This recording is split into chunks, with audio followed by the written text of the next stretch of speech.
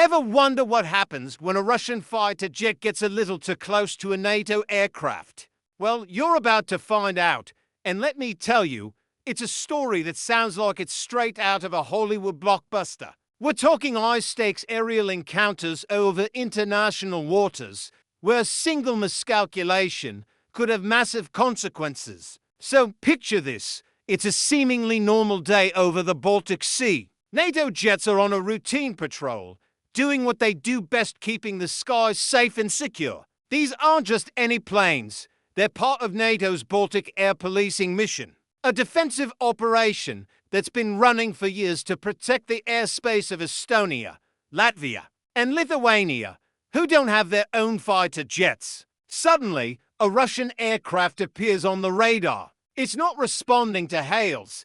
Its transponder is off, and it hasn't filed a flight plan. This is a classic move, and it immediately sets off alarm bells. NATO pilots are scrambled to intercept and identify this mystery aircraft. This is standard procedure, a sort of aerial handshake to make sure everyone knows who's who and what their intentions are. But this time, things were different. The Russian jet wasn't just flying passively. It began to conduct aggressive maneuvers, flying dangerously close to the NATO jet. We're talking about a high-speed game of chicken, thousands of feet in the air. For the pilots involved, this is an incredibly tense situation. The professionalism and training of the NATO pilots are put to the ultimate test. They need to remain calm, avoid escalation, but also stand their ground and complete their mission. In one well-documented incident, a Russian Su-27 fighter jet flew within just a few feet of a U.S. reconnaissance plane over the Baltic Sea.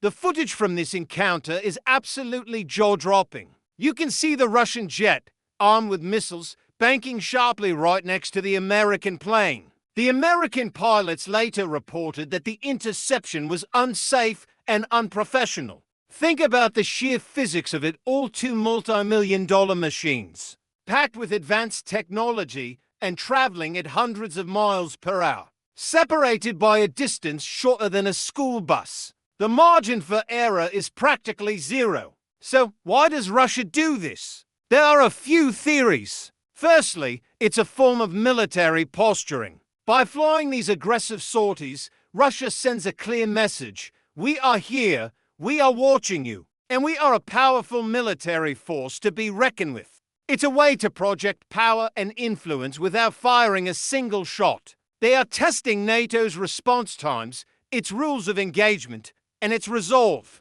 Every time NATO scrambles its jets, Russia gathers valuable intelligence on their operational procedures. Secondly, it's about domestic politics. These displays of military might play well to a home audience, reinforcing the narrative of a strong Russia standing up to the West. It fuels a sense of national pride and portrays the leadership as powerful and assertive on the global stage. But here's where the big mistake part of our story comes in.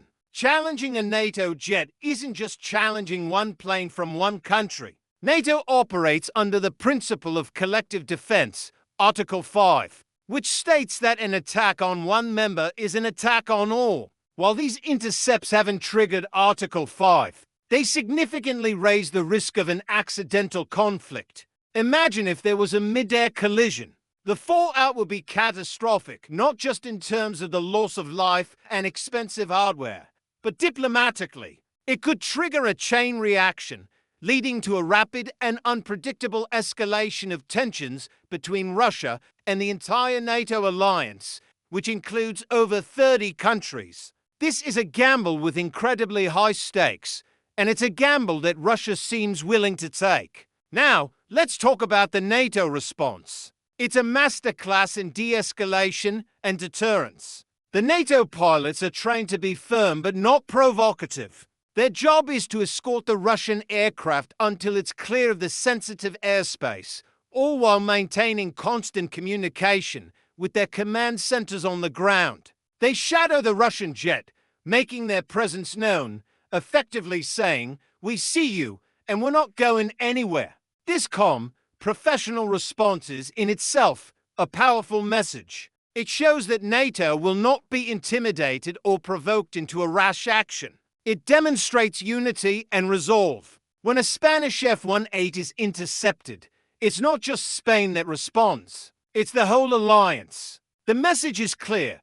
NATO's commitment to protecting its members' airspace is unshakable. Moreover, these incidents have actually strengthened NATO's position. In response to Russia's increased military activity since 2014, NATO has significantly boosted its presence in the Baltic region. More jets, more troops, and more frequent exercises. So, in a way, Russia's aggressive actions have had the opposite of their intended effect. Instead of intimidating NATO or creating divisions, they've led to a more unified and robust defensive posture. The alliance is more prepared and more integrated than ever before. Let's look at the pilots themselves. What's going through their minds? These are some of the best trained pilots in the world. They spend countless hours in simulators and in the air, practicing for exactly these kinds of scenarios. They have to make split-second decisions that could have global implications.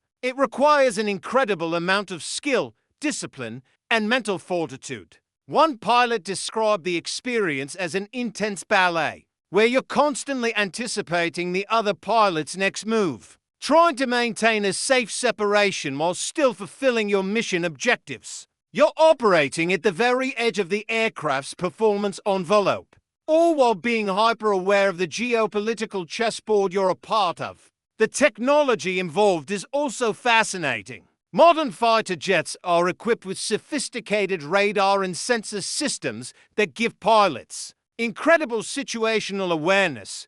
They can track multiple targets, communicate securely with other assets, and identify aircraft from dozens of miles away. But when you get up close and personal, like in these intercepts, it comes down to old-fashioned flying skills and nerves of steel. So, was it a big mistake for Russia to challenge a NATO jet? From a strategic standpoint, it certainly looks that way. While it might score some short-term propaganda points, the long-term consequences are a more unified, more determined, and better prepared NATO alliance right on its border. It's a classic case of an action having unintended and counterproductive results. These high-altitude encounters are a stark reminder of the fragile peace that exists in Europe.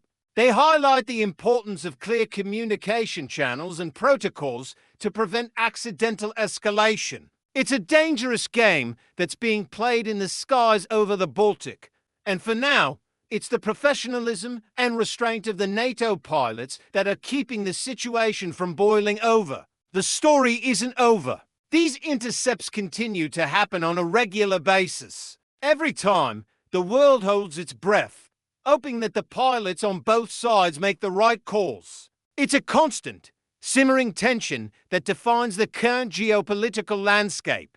And it shows that while the Cold War may be over, the standoff between these global powers is very much alive, playing out thousands of feet above the Earth. What do you think? Is Russia playing with fire? Or is this just business as usual in the world of international power politics? Let me know your thoughts in the comments below. Thanks for watching, and if you found this deep dive into modern aerial encounters interesting, make sure to like, subscribe, and hit that notification bell so you don't miss our next video. See you next time.